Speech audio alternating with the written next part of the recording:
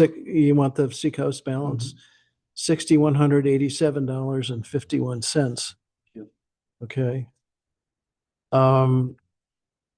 Currently we have unpaid condo members of 11, and Patrick was going to call some of those. Patrick, did you have any? Yeah, some of them are already coming in. We'll be following up on those next week Oh, okay. during the month here. Because So, I was looking today on the outstanding receivables, and there's still in the condo members 11, and so our paid membership is, well, it's at the moment 18, but obviously things have changed. So that's just where we are at the moment. So we have a good return. I can tell you this, that when we sent out our December newsletter with their accomplishments list, I got a couple notes of compliments for the work. So I want to thank the board and everybody involved in what we did last year. And the list is a pretty decently long one. And I think we're doing some good things and look forward to continuing this year. With that said, I'd like to introduce our guest speaker, Jane Grogg. Jane is really, I think, a fascinating career path. Has she been with the county how long? 25 years this month. 25 years. And I started when I was 12.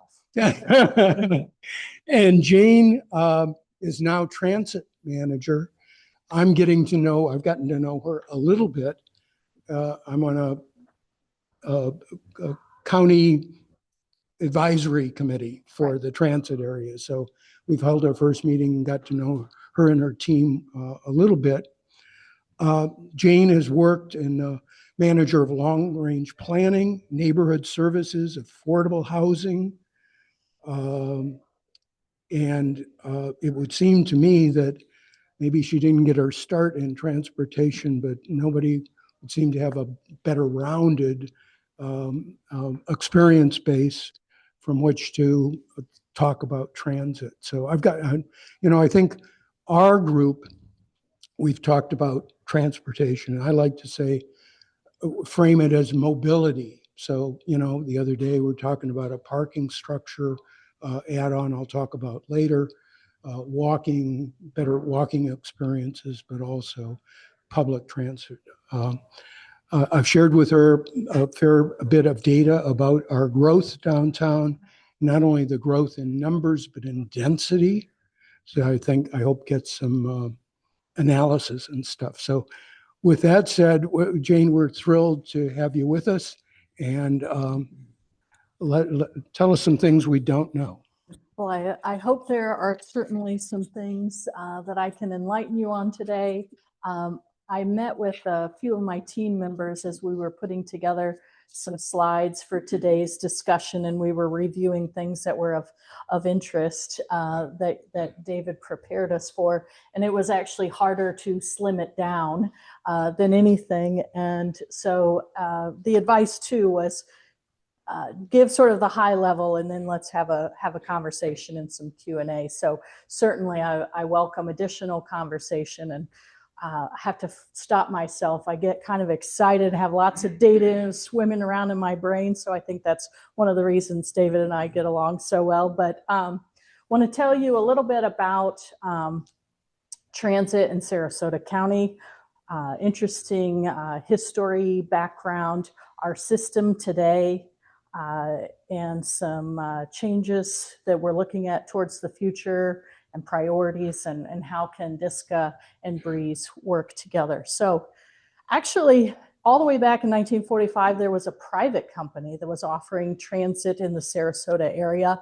And it wasn't until the 70s that the Sarasota County Transportation Authority was established.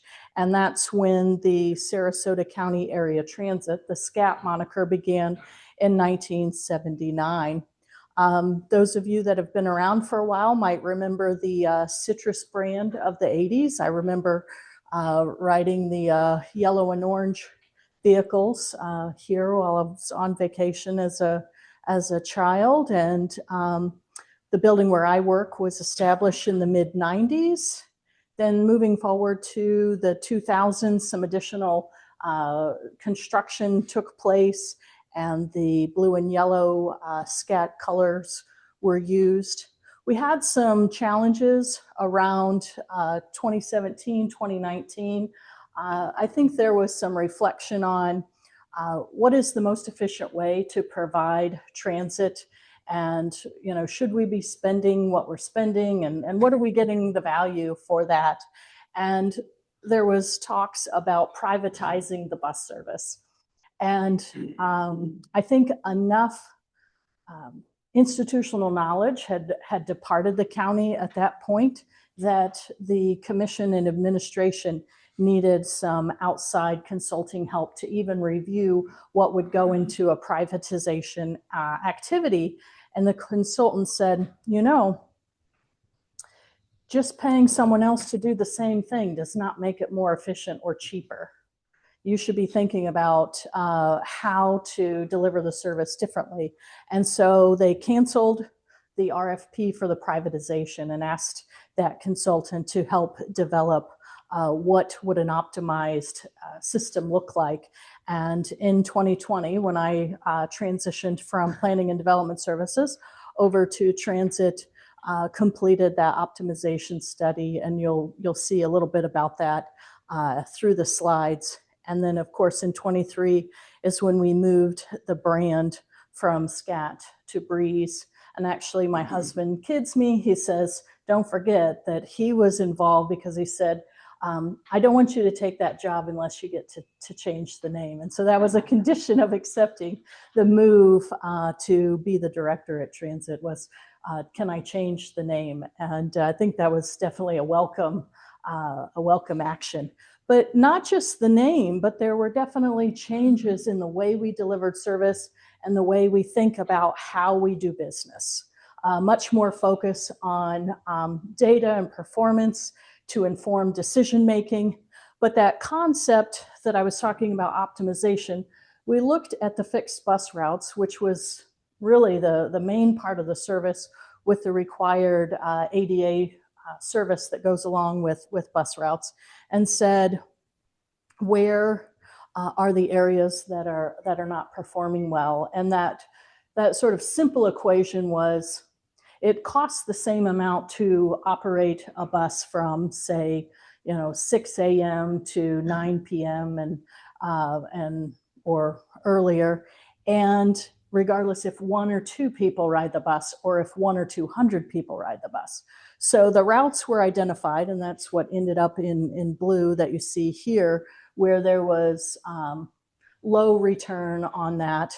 And our board did sort of a value proposition of, what if we took the money that we're spending on those routes that are not performing and invest it in a new type of service? And that's when the mobility on demand, or what we just call the Breeze on demand, was launched in 2021. So the entire county geography is the jurisdiction of the Transportation Authority. That Transportation Authority Board is the 5 county commissioners. You can see some of our ridership and revenue information there, but you'll notice that we've got our fixed route service, and I've got some handouts. If you'd like to look at the overview of our service, take one with you if you need to. The lines represent where the fixed route service is. The green bubbles are where our Breeze on Demand operates, and sort of the bubble that goes around the fixed route service is that required Americans with Disability, the ADA paratransit service. The Federal Transit Administration, through the Civil Rights Act, requires that transit agencies must provide that supportive additional services for individuals who are unable to use the fixed route service when their rides exist within 3/4 of a mile of the bus route. And that's why you see kind of a bubble around those areas. We do have interlocal agreements both with Manatee County to operate some services across the county line. Notable one is our Route 99 that goes from downtown Sarasota to downtown Bradenton. We share the operation of that service. And then Manatee County also has an agreement with us to pay us for the trips that are the on-demand service on Longboat Key on the Manatee County side. So originally when we launched in 2021, the on-demand service stopped at the county line. The town of Longboat Key was instrumental in pulling together Sarasota County and Manatee County to talk about a unified single provider of transit for the entire length of the town of Longboat Key. And that has been in place now for a couple years and providing service in the entire length of Longboat Key, as well as making a connection to Coquina Beach, which is where the MCAT service picks up. So you can make connections in that fashion. Staff offered to make a snip of the boundaries that David shared with us, the DSCA boundaries, and what services take place in there. Of course, the lines, like the map you saw previously, are our fixed routes. In the green area is the portion of the on-demand zone that connects out to Lido, Longboat, St. Armands, etc. There were 2 bus routes that used to connect downtown to those areas, 4 and 18. And when those were eliminated, the on-demand zone became that substitute service with sort of a hub in downtown Sarasota. You can tell by looking at the map, both overall and this one, that our main downtown station is the surge, or the pulse point in the county for those routes to connect. We operate kind of a spoke and wheel type of transit system, not unlike other communities across the US or even the world. But also that downtown station is right in the heart of a very important walkshed, if you will, an area where there is a lot of foot traffic and a lot of destinations in the downtown area. It is very tightly packed on a small piece of property. Some of you, I think, David, you attended with us a presentation that Jarrett Walker came to last year, US-based transit expert, and he talked about how incredibly efficient to have all of those routes coming in and out of that hub.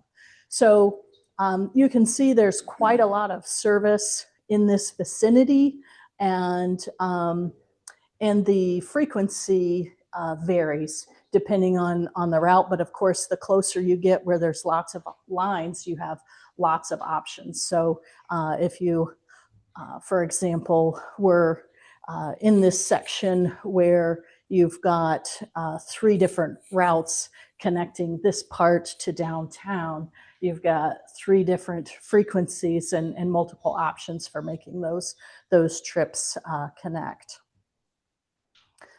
Another piece of information, in one of our recent planning efforts, we did some analysis across the entire county and wanted to snip this area especially, is something called transit propensity. And some of what that looks at is community demographics. So as you can imagine, there are likely, that's not an automatic, but it helps lens to the thinking of where people might be likely to ride transit. Has to do with things such as household demographics. How many people, age of people, income, is it how many cars do they report that they have per household? Those types of things helps drive what the potential is for individuals' desire to use transit in those areas, as well as overlaying the population and employer or employment density in that area. And so as high level, the area around downtown, because of the density and those community characteristics, does have a higher propensity or likelihood of households or individuals that live in that area who would ride transit and do ride transit.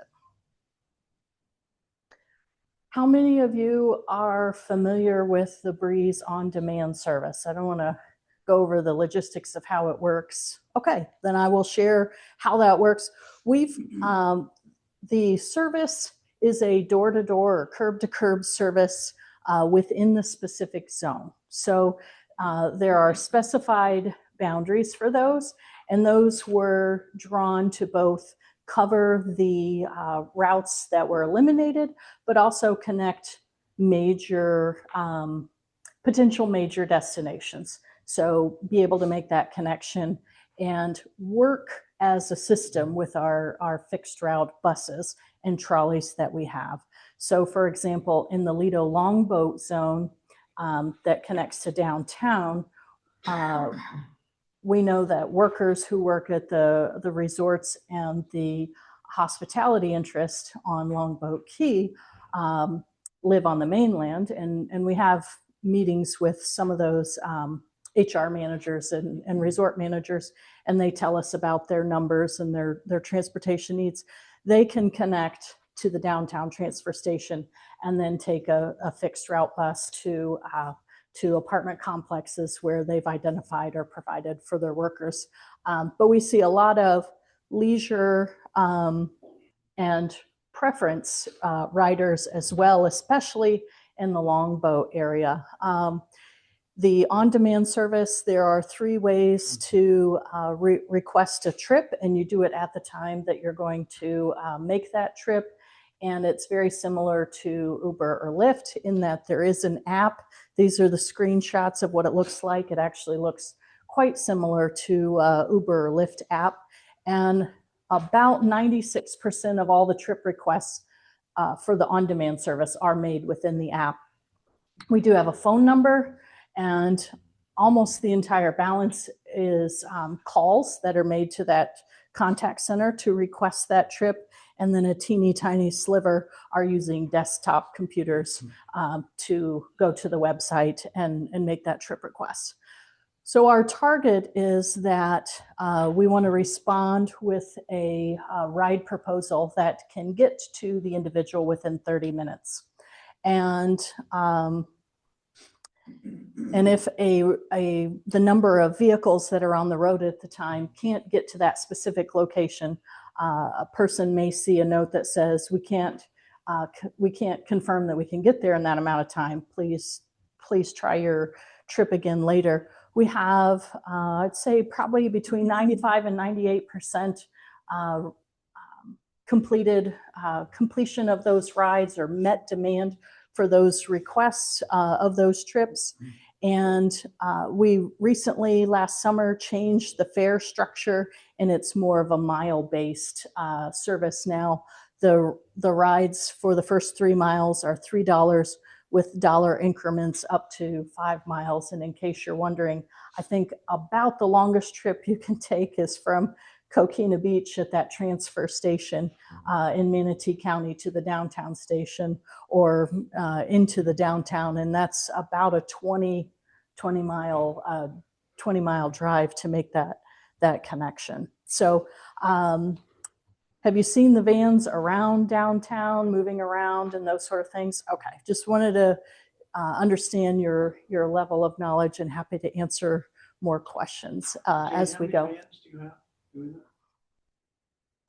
Approximately just about 50 now, and that's in all 3 zones. So there is the Lido Longboat Zone. You can see in the image based on the where these destinations are. Each of these dots are hot spots of destinations for that zone, but you can generally see the downtown outline of that zone and then know that the islands, the barrier islands, are inclusive of that zone.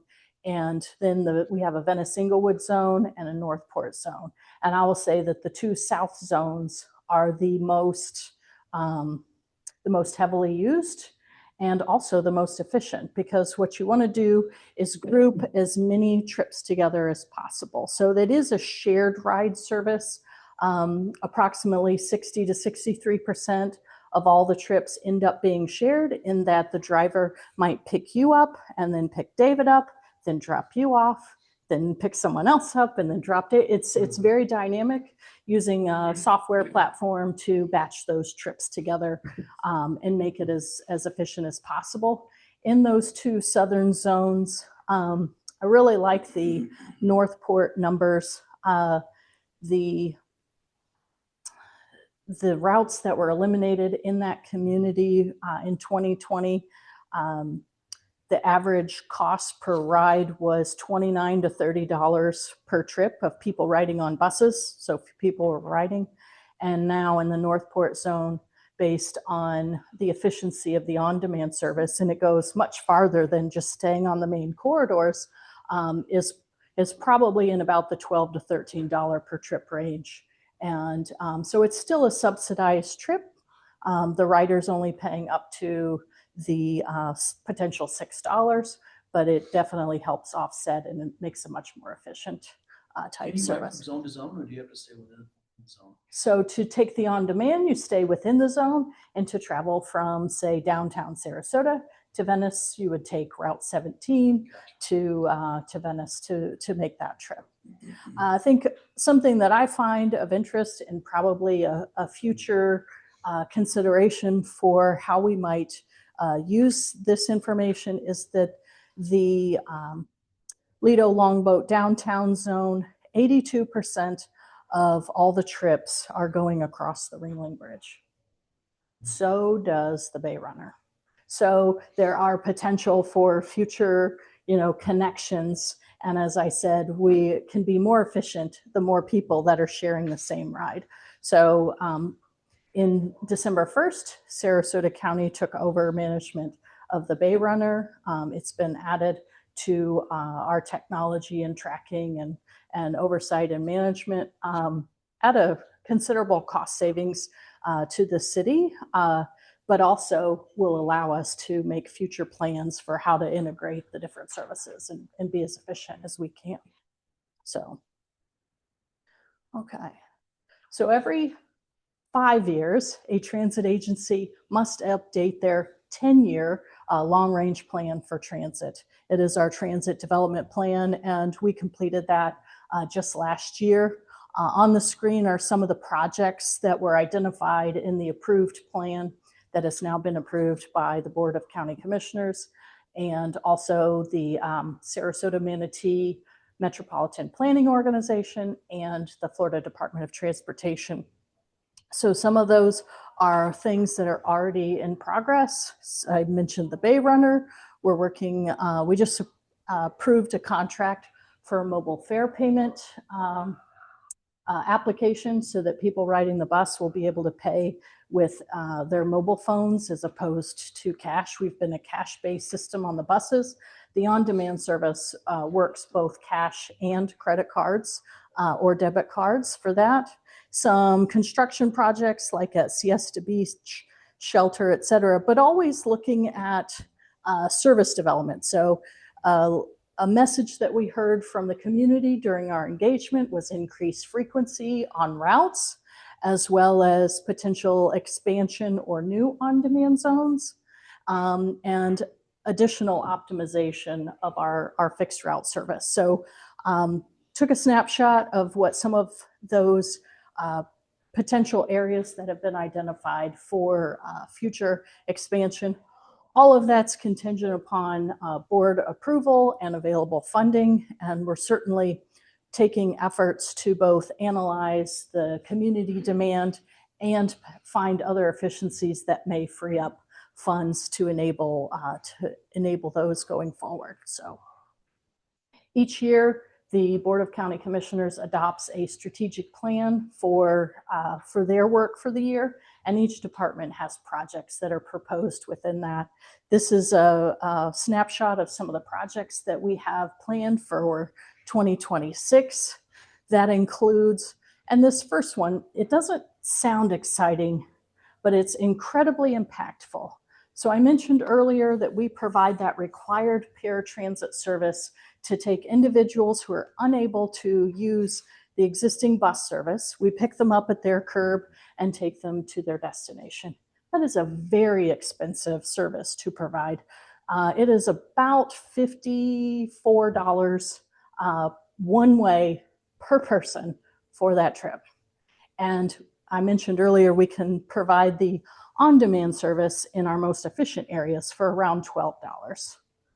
So we've, for the last, say, for last fall till about now, we've done some pilot testing in our on-demand zones where we have identified riders who might have used the other service and tried to transition them to our on-demand service. And we've seen a significant savings in the cost of providing those trips. And so we have put together a solicitation and a recommended award for a single contractor to do both the paratransit service and the on-demand service, so we can potentially get some of those, recoup some of that efficiency from having a single provider and not pay $54 for every single trip in our paratransit service, and rather pay an hourly rate.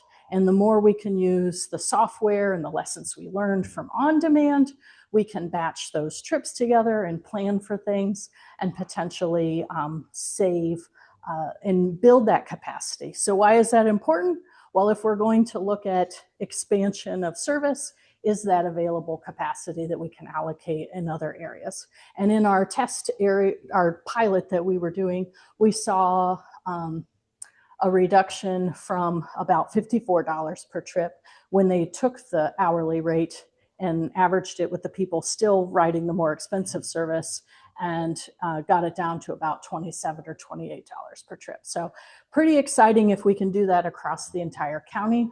Our paratransit service contract last year was almost $8 million to do that service. So how much can we compress of that $8 million and free up to do other services, or help contribute to financial solvency and support in a current community situation where our commission is looking for saving and adding to our reserves, right? If you're reading any of the media articles, you know that the county's looking to help rebuild those reserves. So anywhere we can help also contribute to that is important as part of our role. So doesn't sound exciting, but it's exciting to me from a business perspective. What can we do if we can be even more efficient, and what is our next area? So we call it turning over every rock and shining a light at and see what we can do. So we turn over rocks as much as we can. Some of these other projects have to do with looking at an analysis of our fixed route service, kind of repeating what we did in 2019. I talked about which routes are performing efficiently. So we want to say, are the ones that we kept still doing a good job? Do we have room for more improvement? Do we have room for additional changes? And completing things like our fleet replacement program. We get a large amount of federal funding to actually buy the buses. And so they have a useful life. And we're working through that process essentially to turn over the fleet. And 2026 into early 27 should be our last sort of tranche of bus purchase. What's the useful life of a bus? So it's 500,000 miles or 12 years. I have buses on the road that are operating at 650,000 miles right now, and we're anxious to get those replaced. And of course, should be cost savings on the maintenance of those vehicles once we have newer vehicles. So we've 500,000 miles or 12 years. I'm sorry, maybe I said 5,000. My apologies. No, you said 500. Okay, 500,000 miles or 12 years. And we do have some that are over 600,000 miles on the road right now. How big is the plus fleet? How many vehicles? We have 39 in our active fleet, and I think another 3 in contingency. So mingling those with the demand sounds like straightforward. It's not. except that the on-demand service goes on much smaller streets and kind of in the neighborhoods, and has a bit of a different dynamic in picking up and delivering those. But good observation related to the size of the bus. We do receive a lot of federal grants to help purchase those buses, and the most expensive cost for us is that driver and his or her benefits to operate that bus. So if the federal government is helping me buy the vehicle, do I want to buy a 10 or 15 foot vehicle, or do I want to buy a 35 foot vehicle? So I have the capacity on routes 99 and 33 and 17 that oftentimes has standing room only in rush hour. But you may see another route or non-rush hour and say, gosh, it doesn't look like there's a whole lot of people in there. So it's sort of that capacity for when you're busy, and it costs to put that driver in there, whether it's a short vehicle or a long vehicle. So there's a little bit of strategy behind that selection. So is the 500,000 mile lifetime over 12 years or 10 years, or how many miles does a bus go on the average bus? Oh, I feel like I should know this. We can get to the 500,000 in less than 12 years. I want to say probably closer to about 10 that we reach that. We have some 2016s on the road now that are probably the ones that are pushing that, and they're at 10 years in 2026 here. So by the time we replace those and the 2017s, they will have exceeded that and will only be at 10 years. Is that good? Okay. Yeah. Have you talked about electric bus? Yes. We did an analysis of electrifying the fleet. And what's interesting about those is that you want to look at the type of service, how long the routes are the roads stop and go with lots of stoplights or long distances? Think about if you were driving from here to Venice on US 41, long stretches without lights. So we did some analysis with a consultant to look at our routes, and only about 2 of them were feasible for sustaining the shorter distances. And at this point, it's not really economically feasible to do that. And when the battery life, as technology improves, gets longer, we'll certainly relook at that. But just having 2 routes was not worth the financial jump to do that. But great question. Yeah. I was going to go along with alternate fuels being one of them.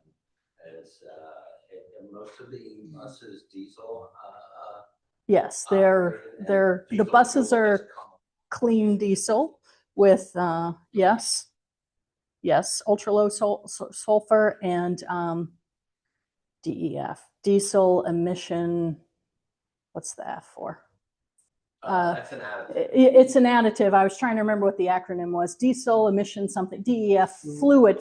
I guess it's the fluid helps reduce those emissions as well. Jane, Yeah. in the interest of time, I am just because in our I think I'm protocol is we start with questions from the board.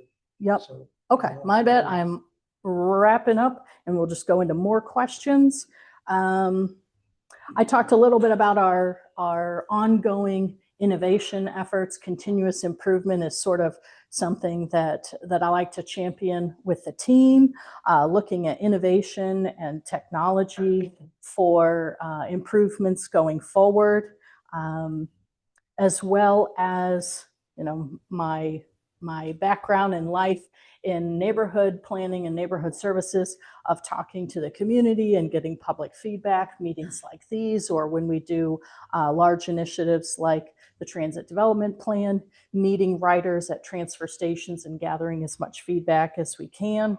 Also focusing on the customer experience.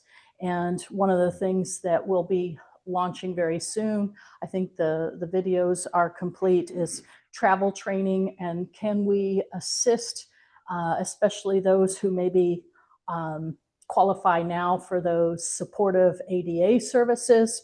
Is there a way that if they knew more about the standard service that we could help transition them to other types of services that are maybe less costly to do that? We also have a group of transit ambassadors who are volunteers.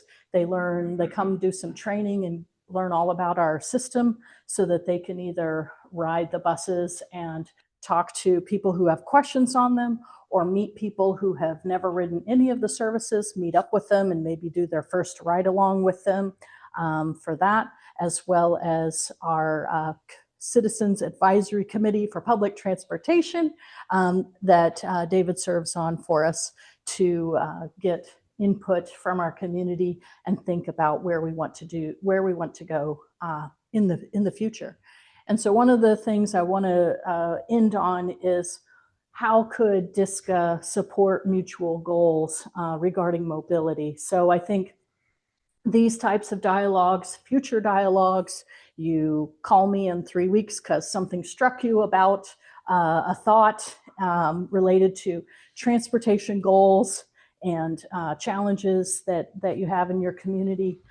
Encourage you to participate in all the transportation conversation, whether it's the MPO's long range transportation plan that they update each year, city surveys, and stay involved in those as well, but also asking you to help spread our perception in the community and approachability, right? I know that not everybody rides transit, but the more that we have community advocates that can speak positively about our services and also use it. So try it. We talk about working with individuals who encounter an unexpected life event. You know, they may be temporarily unable to drive due to an injury, and now all of a sudden you find yourself applying for that assistive, supportive transportation service. And so not being cold to that information helps advance the timing and adaptability. You know, there are certain conditions that individuals either are or are not, but I think everyone could be at some point disabled or not. So it may be temporary, or it may happen at some point and be perpetual at that point, but that doesn't matter based on other qualifications. So, you know, we have special services for individuals based on age or income, but disabling conditions can happen to anybody at any time in your life. So anything that prepares someone to be adaptable and know about different options can help that transition. Good. So, All right. yep. Well, listen, I know we're running over, but Yeah. there's a really quick question that Mhm. really is important to this group. Mhm. Can you go back to your slide Yep. of the services in the downtown area? The map? Oh, this one. Yeah, there you go. So question, I know David's been trying to get resolved for more than a year, I thought, is on demand to the Rosemary District. Mhm. What's the status of that? It wasn't on your list of planned expansions. So in addition to that list, the Citizens Advisory Committee for Public Transportation asked for an update if that could be analyzed as a future potential expansion. So staff is working on some cost estimates and potential impacts. Concurrently, County Commission in December, one of the commissioners asked for, and I think the assignment there was a little bit farther north than just the Rosemary District, but we have a current board assignment to talk about what would the cost and other impacts be if we expanded on demand farther north from downtown. So I think that Especially including, you know, we're on, I live in this building, for instance, which we're just north of 10th Street. It seems like 10th Street's the cutoff for where the Rosemary is and all of that. and to include up into like 14th Street or whatever, because I know that I've been involved also in the Coconut Neighborhood Association, and that whole area is very transit friendly as far as using it. And, you know, and there's another issue in that we have Publix just north of 10th Street as well. And, you know, being able to take bus or whatever to Publix as an example, well, if it's outside the exclusion zone, I guess you're dropping them off across the street. So that doesn't make a lot of sense either. So I think those are good observations, and I think something that will be weighed in that discussion is a review of our value proposition that we considered in 2020, 2021. So when there are fixed route services in areas, how do you determine what an on-demand service looks like, and having multiple services in the same area, and how much service and what type. So one of the things we definitely want to be mindful of ahead of time when you have multiple services, the two different kinds of services happening in the same place, is you don't want to undermine the success of the popular bus routes that are doing well. But that doesn't mean they can't coexist. So that's something that you kind of look at over time. You've got Route 99 with 20-minute frequency to I want to say is probably closer to hour frequency. 76 is 25 minutes. 78 is 20 to 25 minutes. 17 is 30 minutes. 6 is 30 minutes. So it's those considerations, and how far people are traveling to get to where they want to go. Another issue too, on the fringe of downtown, in that, like, for, this is sort of a crossover county versus city issue, but with them looking at reorganizing Main Street and taking away 100 parking spots, being able to get down there without bringing driving your car, because I mean, we'll often drive halfway there and get out and walk across the Fruitville, and as an example. But being able to go into town from here, whether you're going to the restaurants or whatever. And, the on-demand aspect is friendlier, I guess you could say, to people who aren't used to getting on a bus. So I don't know if we necessarily cross over. It's obviously a little bit more expensive too for the user. So, that might be the fact that you'll still keep your people that are price sensitive on like the number 2 bus, versus the people who are maybe more affluent, just want to get to go downtown to a restaurant, being more comfortable with the on-demand aspect. We're really having time issues, folks. Is there any other questions, Ken? You haven't mentioned the flyer. I live on South Palm Avenue, and I've used the flyer. I think it's a great idea. I've gone to and from the airport, but people don't seem to know about it. In fact, neighbors have said to me, "What is that trolley that comes by every 30 minutes?" And I have to tell them, I got some palm cards from the driver one time, put them in my mailroom. What are you doing about marketing so people know about the flyer? We definitely have been working with the tourism part of the, Visit Sarasota and things at the airport. I think I understood there had been some deliveries, but maybe those have dried up. Those same cards to downtown associations, buildings that had sort of central gathering areas, maybe need to do a refresh and redelivery of those cards. But it's been a low. And I don't see people using it. It goes by empty most. Well, I think part of it too is that you're focusing on the tourism side of it, and you're kind of illuminating the resident side of it. For instance, if I wanted to use the 76 bus, I'd have to walk up the street where it passes right by here, but it doesn't stop in the area, because it's the closest it gets is the Modern. As an example. So, I mean, that's something too that might get that. You made it more oriented, because frankly, the hotels that it supports all have their own transit systems anyway. So it's kind of duplication of services. And you're paying $500 for a hotel room, you're probably not going to pay $2 to go. Okay, we're seriously out of time. So thank you, Jane. We appreciate it. And you know, I will try and be a conduit of feedback from the group in the advisory group and outside of it. But I think the bunt single we see is expanding to the Rosemary with 3,500 people or whatever it is in a quarter square mile. So that's our pitch. I mean, or what? So Thank you. thank you. And as I said, you are more than welcome to stay and listen to this exciting meeting. So the next item in your board, we talked about this in our last board meeting, and that was a transition from yours truly to Patrick and how we could do that in a two-step, shall we say, with the elections being in probably April. Traditionally, we do it. And You talk about the amendment? yeah, and we circulated, Peter Fanning drafted a bylaw amendment to allow us to do this two-step. And Peter, can you?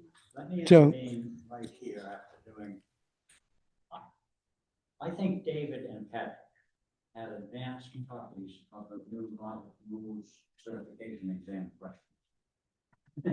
But they have generated several questions this week, which have taken a lot of time and sent me scurrying back a little bit. I'm going to suggest that to stay within what we're doing, that we simply, if Jamie agrees, I'm sorry, she isn't here. If Jamie agrees to step down for this period of time, and that we fill the vacancy as allowed in the bylaws by nominating Patrick to fill that vacancy of the vice president. That's the simplest way.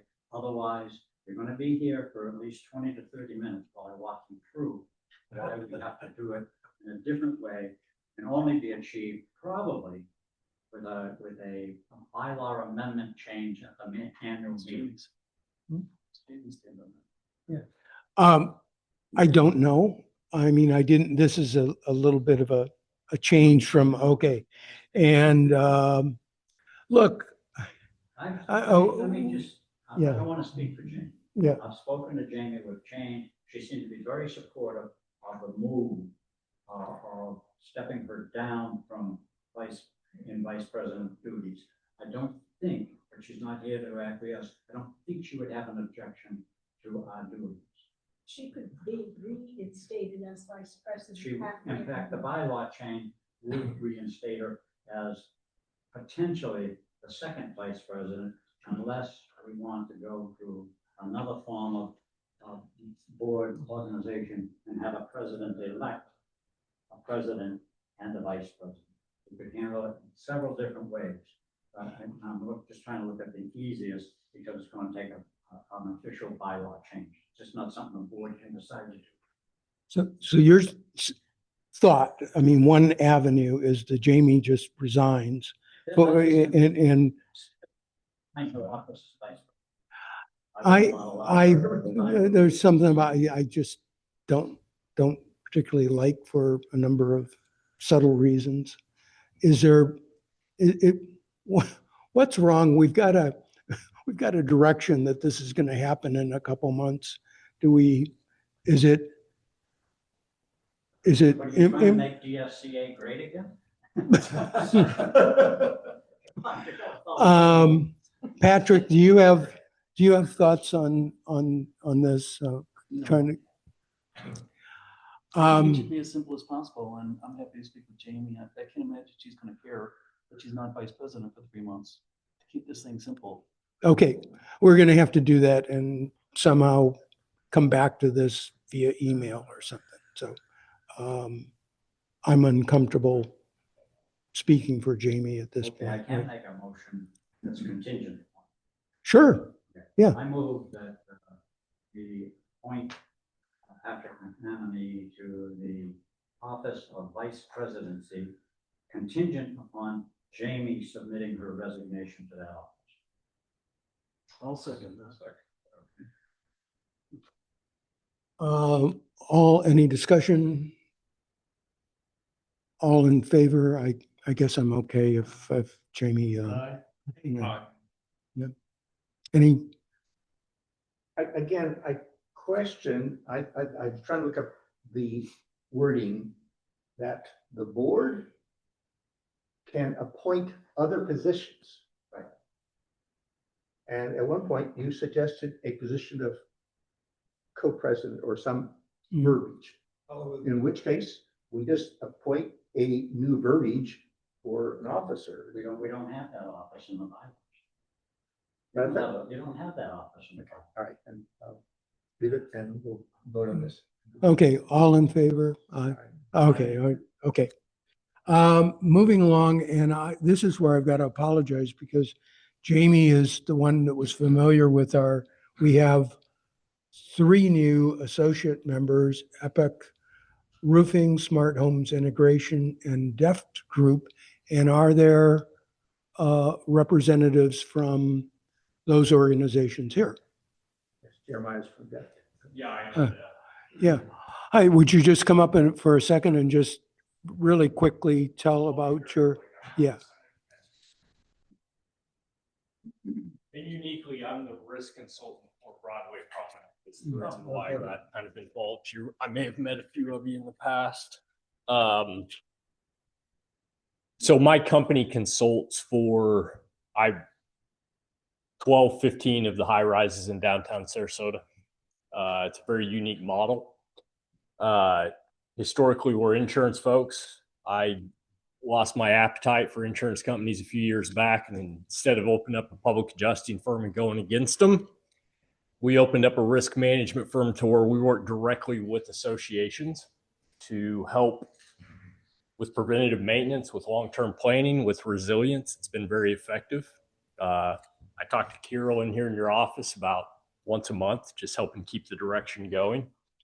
And our whole message is similar to the speaker today. It's coming up with a long-term plan. You know, let's get on top of our maintenance. Let's do whatever we can from the building to control net spend over time and take some of that power back from the insurance company. Let's protect ourselves. And with that, you know, the insurance or the building will be in a better position to go get affordable insurance as the markets get more difficult over time. So. Great, thank you. And that's the other 2 folks, Epic Roofing and Smart, are not here. Even with them not here, may we have a motion to accept these 3 firms as Ken, second? Okay, all in favor? Okay, moving along, master plan status update. Ken,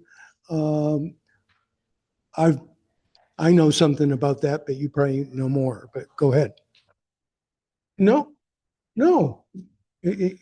You need a motion. Well, we're still waiting to hire a consultant to help us develop the plan.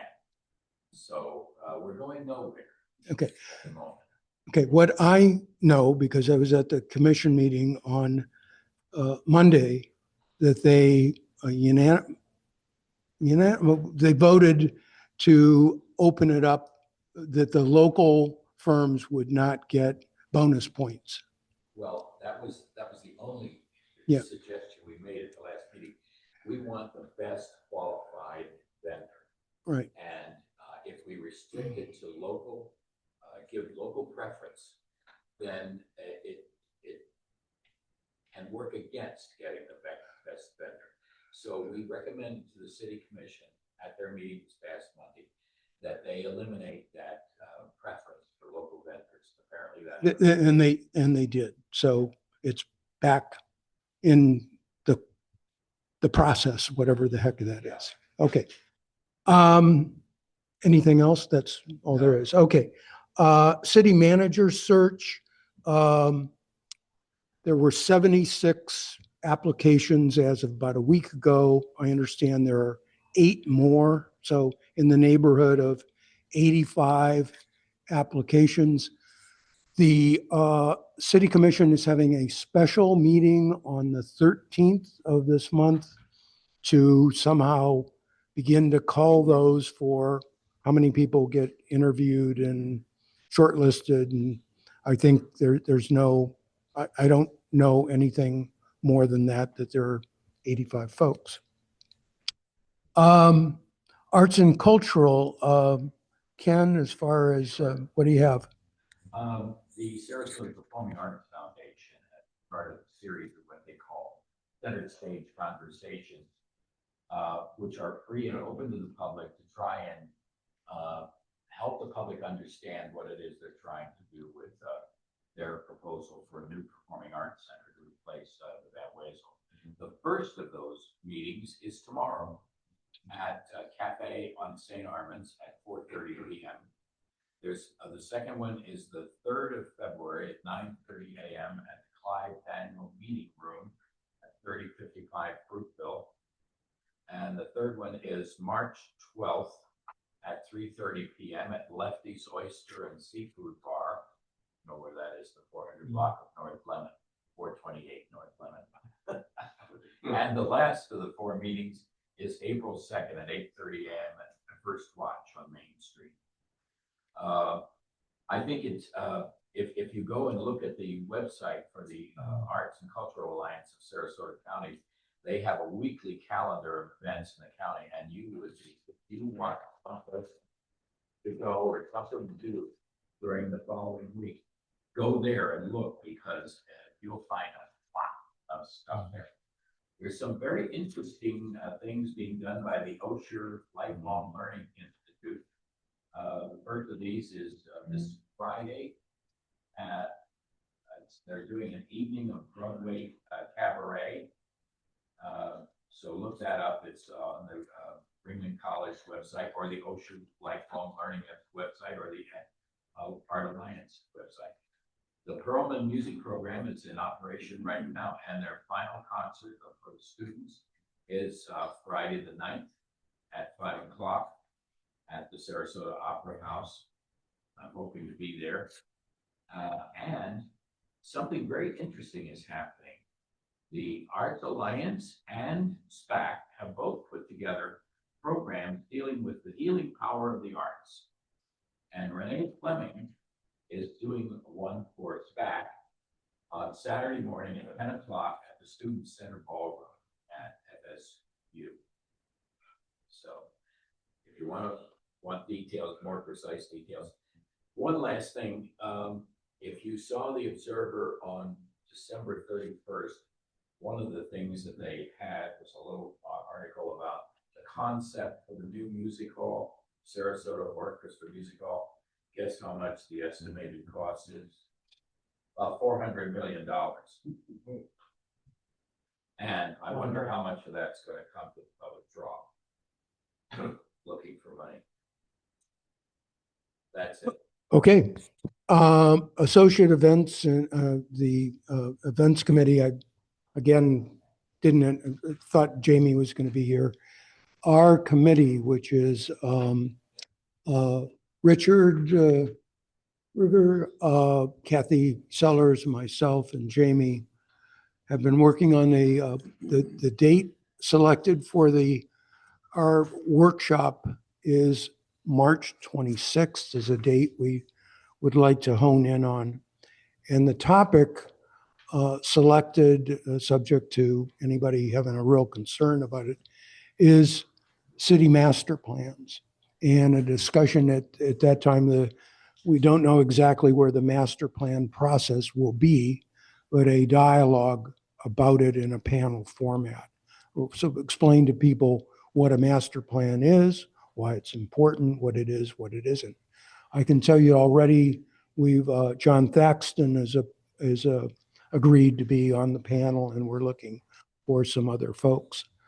So at this point, I think we're making some progress. I hoped that we had some additional, Jamie had some additional things to say about it. But is there any input from board members on on the workshop topic being the city master plan. And we think that that will be timely and, a dialogue that is What is to acquaint people with what city master plans are and that their engagement in the process and why that is important. And talking about it possibly from a land use attorney standpoint. John Thaxton, who has planning board experience, at least currently, in an environmental sustainability kind of slant, and You others. might think about Brenda Patton. She's a damn good land use.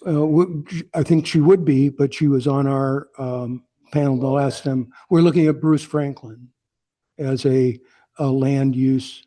Well, they're two different things. A land planner and a land use attorney are two different things. Okay. And you ought to have both. Okay. Well, look, can we please, we're looking for input. We've got one of 5 panelists identified at the moment. I did ask Dave Bullock, and I think he would have he has communicated to me that his last day with the city is going to be March 6th. So unfortunately, in my opinion, but I'd be happy, we'd be happy to talk to you about ideas. Okay. All right. So we're going to proceed on planning on that. We have the garden club reserved again. 26th of March and 4:30-ish in the afternoon, somewhere in there. Next. David, what's the plan for the annual meeting? Oh, yeah. Thank you.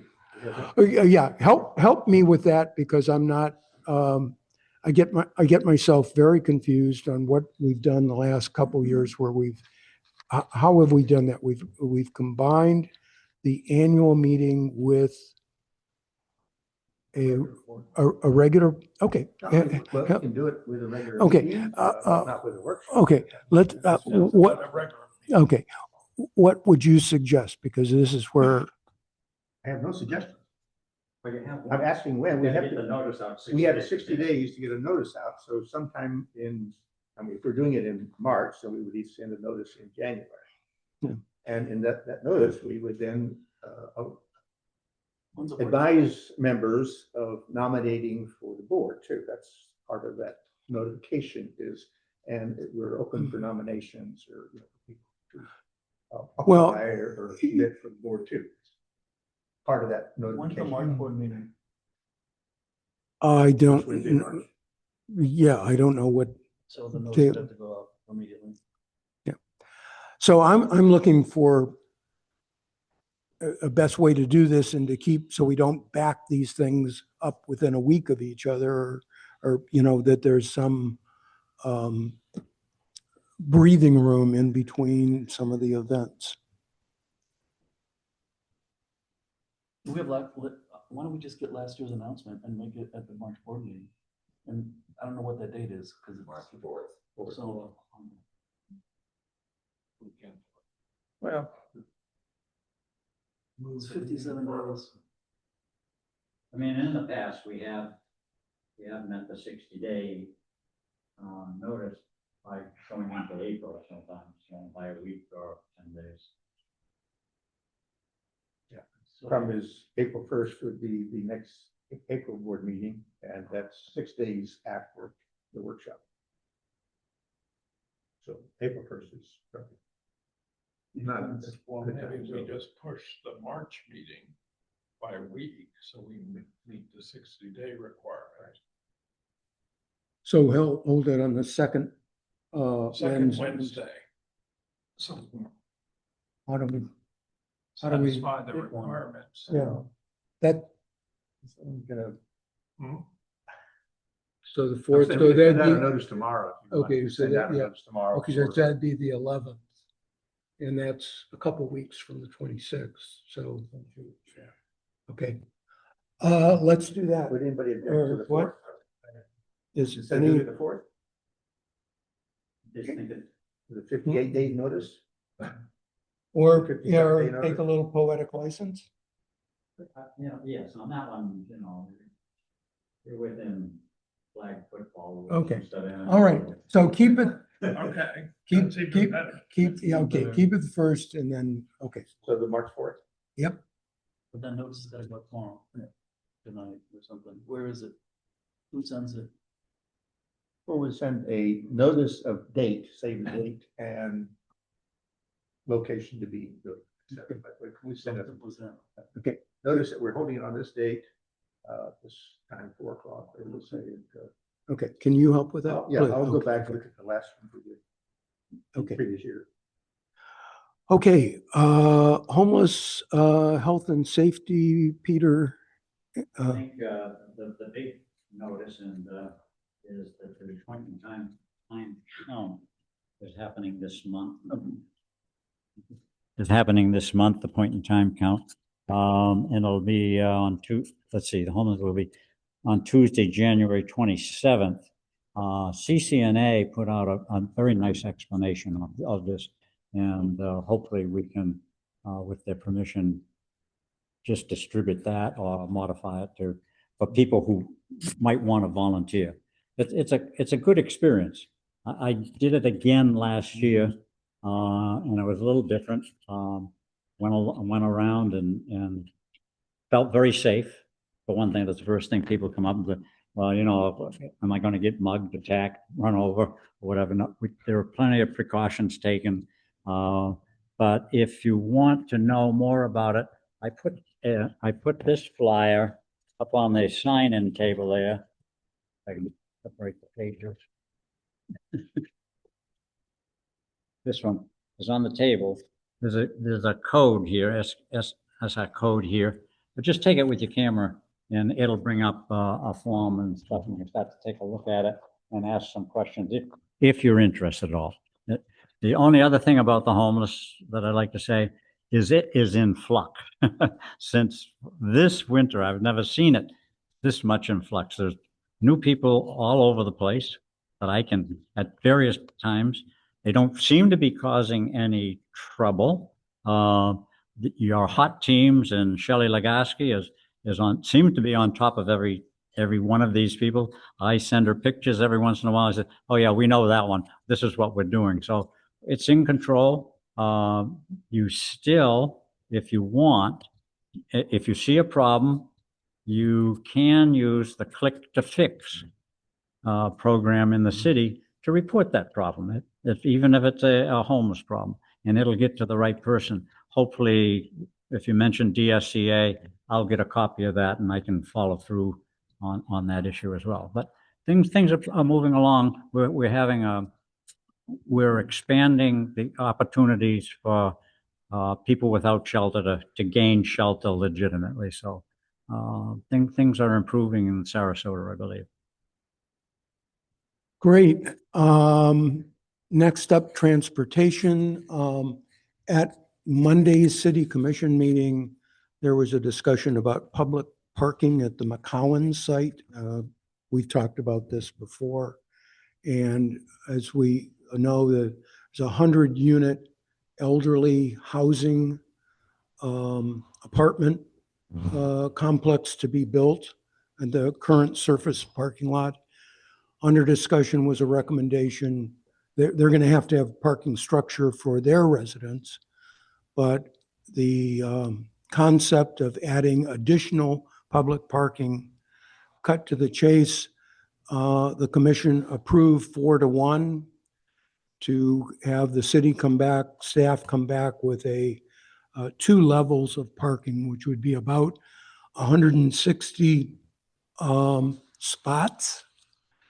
And so the staff has been directed to come back with a more specific plan on how to make that happen. The ballpark estimate is $7-8 million. Now here's the tricky part is they are going to be proposing putting parking meters along Boulevard of the Arts and Central. And the philosophical question here is, are you having parking pay for itself in a way? The debt service on the $8 million would be $600-700 grand a year. And I won't go into too much detail, but it's going to be under discussion. But the train is on the track to kind of look at meter parking to along some selected space, like it is downtown in a way. So, yes. When they put in meter parking, can we get Breeze on Demand to Rosemary? I mean, there was a point. No, I mean, if I were, Drive, then, you know, yeah, sometimes it's raining or cold or whatever, and walking a mile and a half and I choose your. I'm a trying.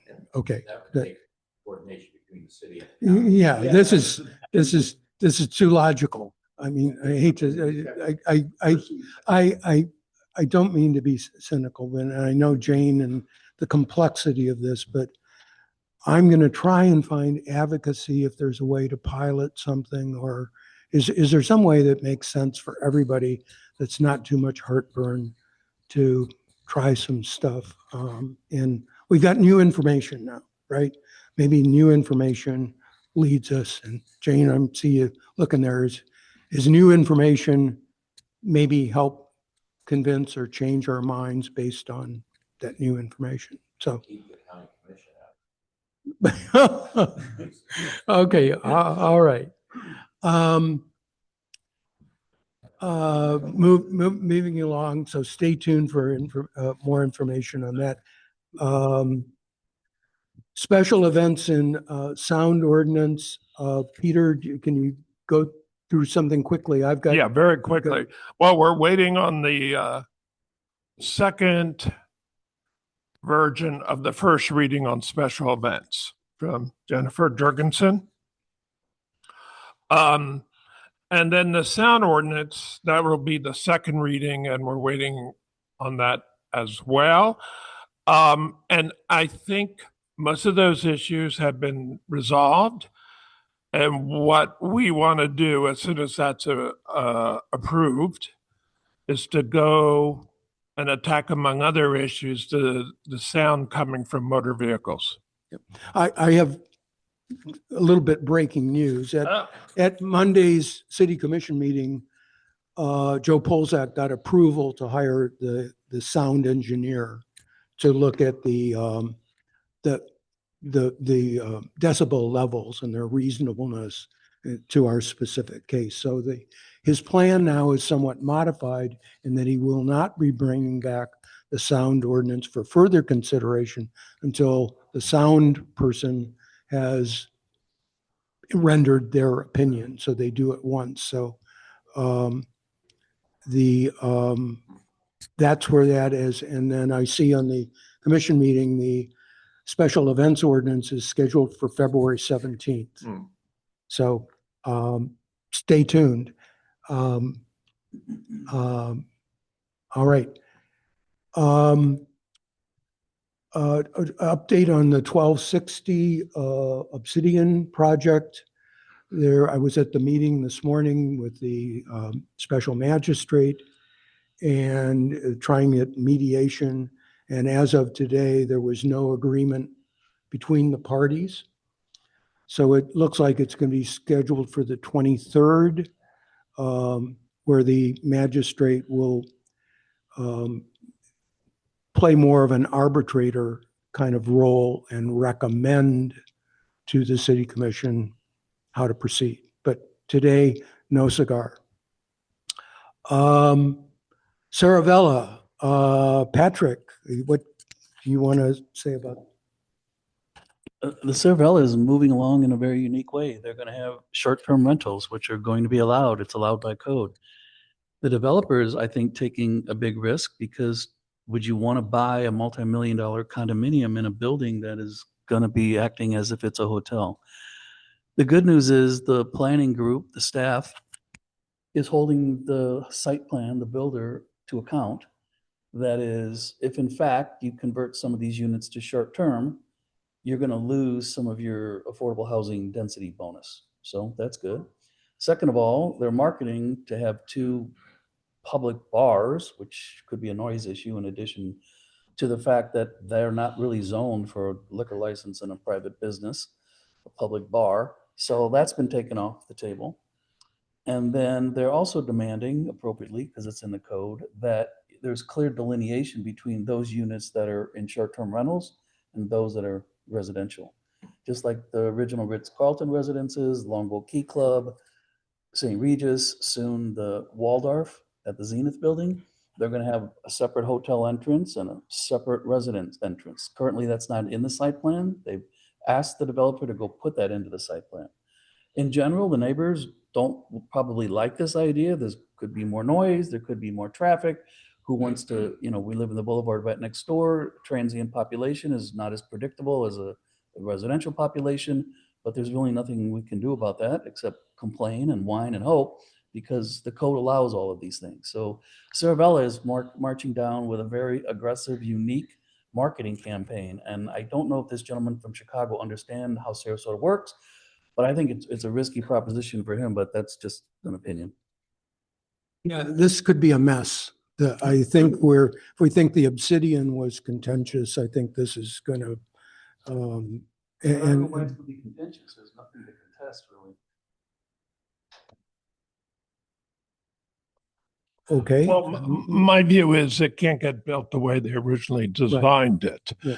So they designed it to get a full 4x density bonus and give every owner the option of having 3-day rentals, which is doesn't really exist in Sarasota as a residential dwelling. So therefore it becomes temporary lodging.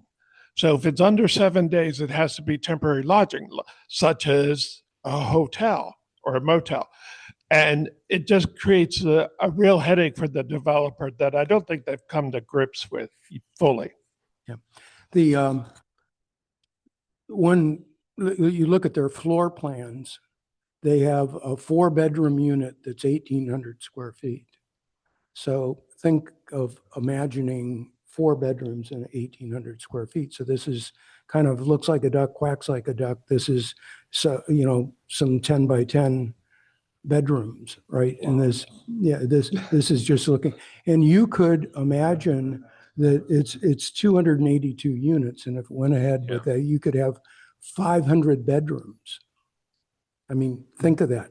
The Westin is 155 rooms, right? Art Ovation's 167. So think of 400 or 500 rooms in this condominium. Bedrooms, yeah. So stay tuned, but I think staff is on this, and I don't know how this is going to come out.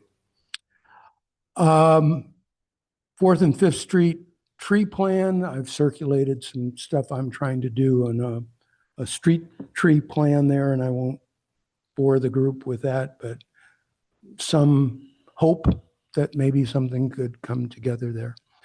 Bay Park, yes. Just a quick addition. I had spoken with Peter Blanton about this, but I raised the question I've heard from other residents that as there's fewer open spaces and the construction is going on for even larger buildings, there's lack of staging area, complete lack of staging area. And we're losing not only sidewalks, but streets being shut down for developers for their simply ease of development, i.e.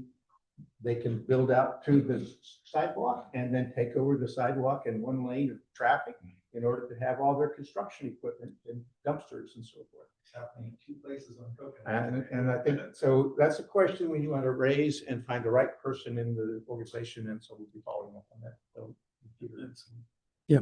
If others have concerns or the case varies, let us know. I mean, with good reason. The Hyatt is, the demo's underway, and they will start on their new hotel over there. So it's going to be a mess. And right now it's 1 lane eastbound at Boulevard of the Arts and 41. Yes. Yeah. So all that stuff that the city engineers and transportation people were trying to do to close it down 2 lanes, construction has shut it down. Well, would we consider asking for a meeting with John Harper? No, it's not Harper. This is city staff people who approve the movement of traffic closures. Are there permits required for that? Oh, yes, movement of traffic permits, and they sign off on them Yeah. I think it's for, perfunctory.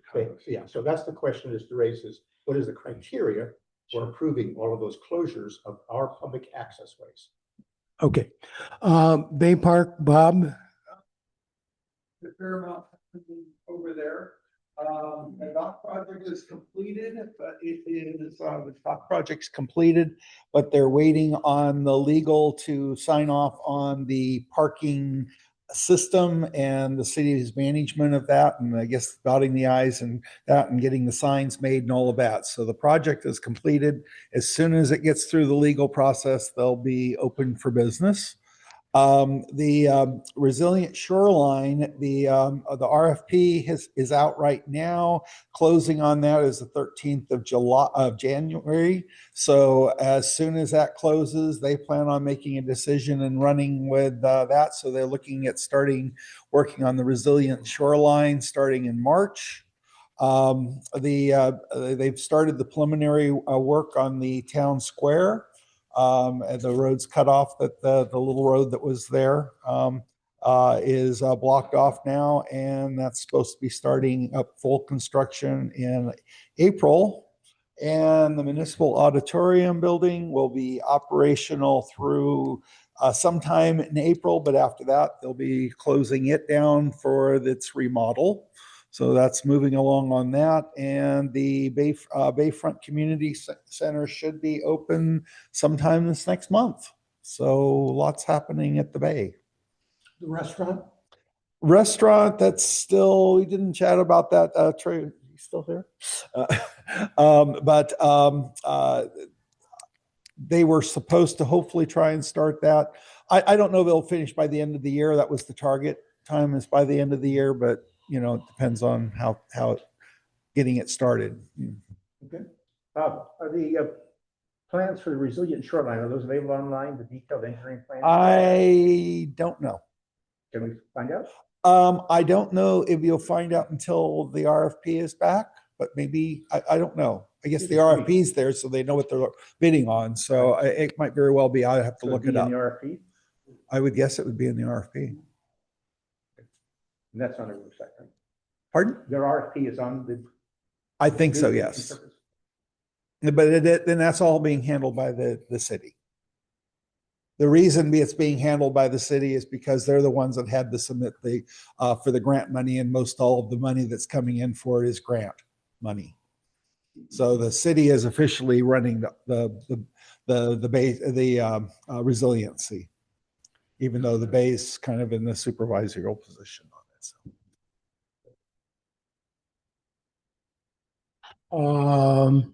CCNA,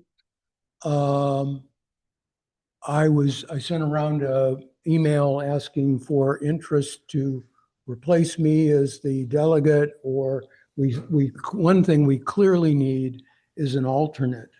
And Jamie has indicated that she'd be prepared to be the alternate if nobody else expressed interest.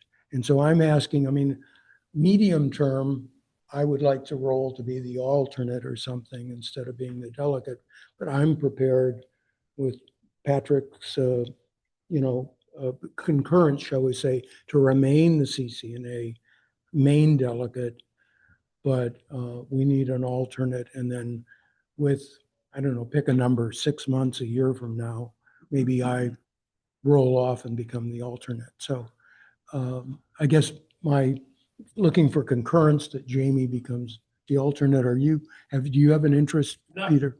Okay. Even though I went a couple days ago, but David, I think you should stay on for as long as you can. You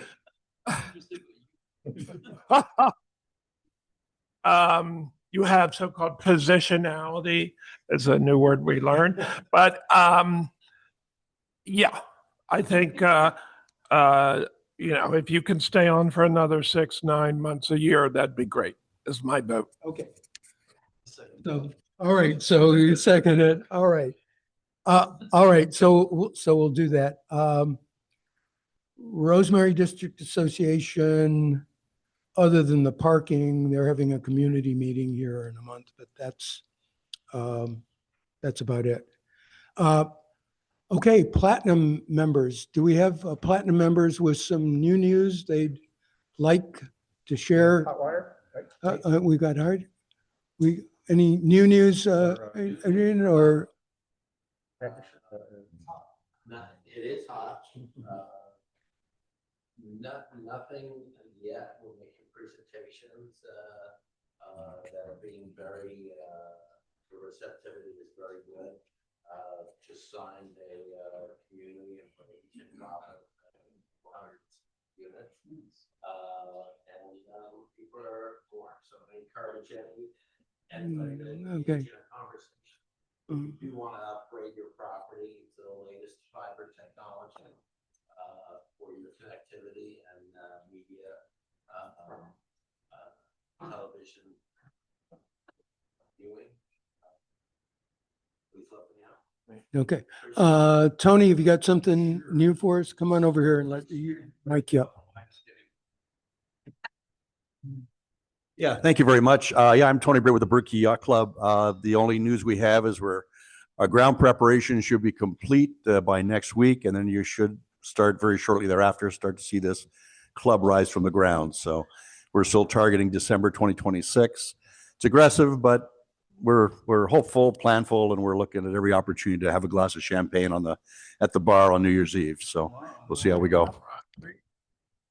Okay, Annika, who are our platinum members? Yeah, come. Some breaking news information, please. Good to see you all again. Kyle Goda with RTI Insurance. Some new news from RTI. Nothing too often. We're seeing more. The property market is still softening. More carriers are coming in, starting to drive more competition and drive those rates down. So as your guys' renewals come up, keep your eye on that.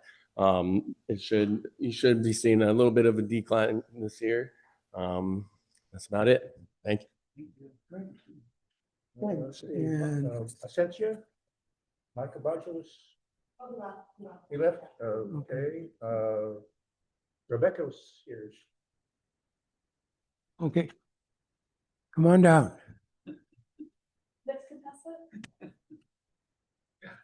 Hi, I'm Becca, General Elevator. We are a local elevator company. So if you guys have elevators, as you know, you have problems, give us a call. We'd be happy to help you. Good.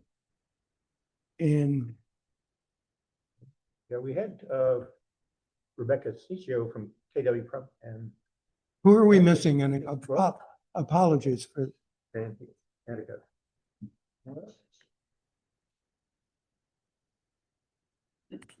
Okay, guess somebody. Oh, yeah. Came here early and left. So they came back. Here we go. Sorry. No. Okay. They were here. Oh. Okay, I think that's it. Thanks, everybody. Next month, Joe Polzak, city attorney, will be our guest speaker, and selected Joe because we have it to sound and special events. And kind of right after his sound, the sound engineer may be in the midst of their work, and Joe's a very approachable kind of guy, and have him come in and talk. So for March, I've had a casual discussion about A.G. Lafley, if there would be enough meat in what he would tell us in addition to what Bob is, we're finding out otherwise.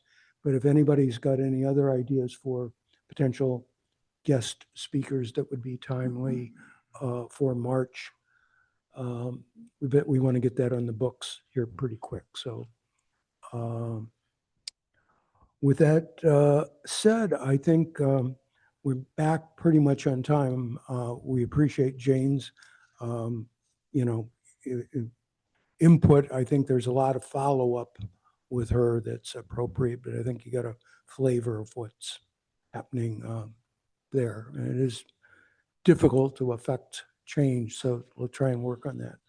So, any final comments from condo members? I wanted to acknowledge that John Simon is with us from 1350. He's been active in the sound special events ordinance stuff. And pleased to have him as a working partner. He's been a great resource. With that said, unless there's any other business, let's adjourn and have a glass of wine. Thank you.